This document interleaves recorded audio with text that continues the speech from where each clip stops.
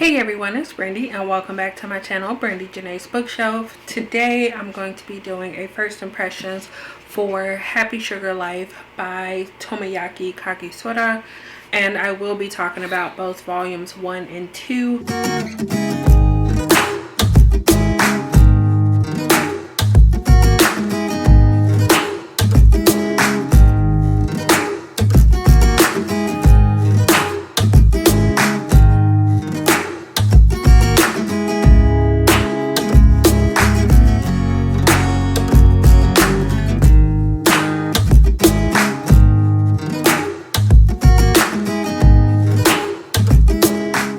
The story is following this character named Sato, who is this girl with the pink hair that's actually on the cover. And she used to be one of those type of girls who was kind of just having flings with any boy who asked her. But at the beginning of the story, she lets everyone know, mostly her friend slash co-worker, that she's done fooling around with boys. She has found the love of her life, and now she's dedicating her life to that person. And it's to the point where she says she's working and she's gonna find actually a second job so that she can support this person and so that they can have the happiest life that they can.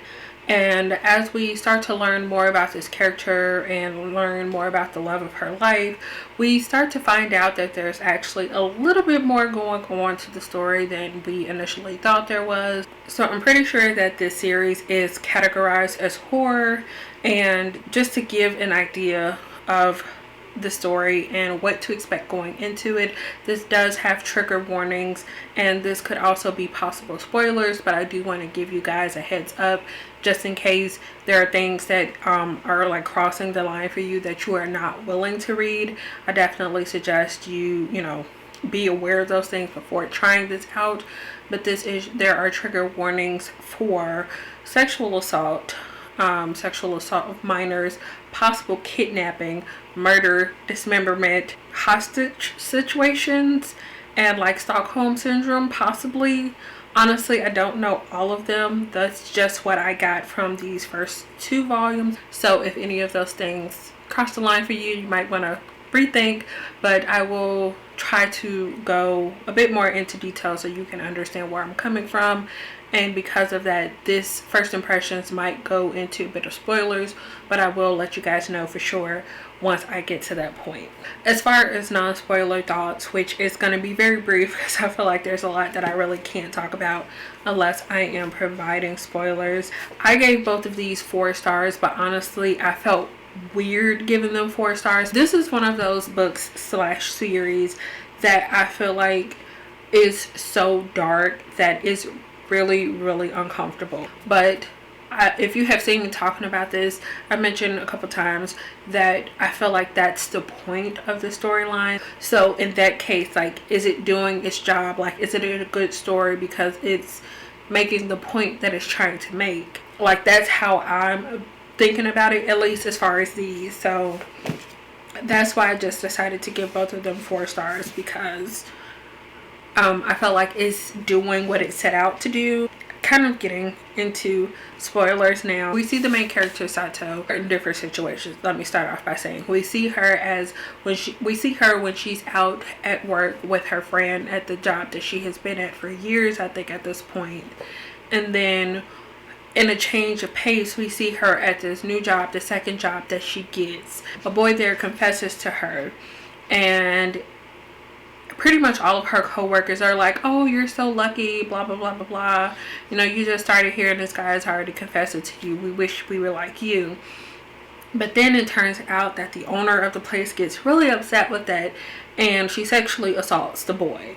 And then she pretty much gets people that work there, I don't know if it was just one girl or multiple, but gets them to bully her because she's not happy that this girl got this confession from this boy. When it was time for her to get paid, she didn't get all of her money.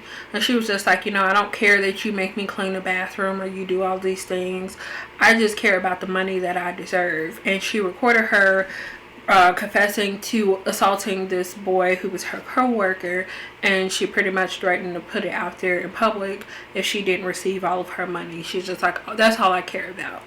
And then that's why you start to realize that our main character is not completely sane, and she has this mentality that this relationship with this little girl who's living in her home is just like the typical, like, this is what love is, and anybody who does anything to threaten this relationship with this girl, she's not gonna have it. She's gonna do whatever she needs to protect that love. And that's why I said things are a bit questionable. And then as we're going through the story, we see this character watch as this boy goes around passing out missing posters, and it turns out that this is the little girl that's living with her. So then it brings up, did she kidnap this girl? If she didn't, where did this girl come from, and how did she come to live with her, and why is this girl now her life? And it's a lot going on in this series, and honestly I don't know how to feel.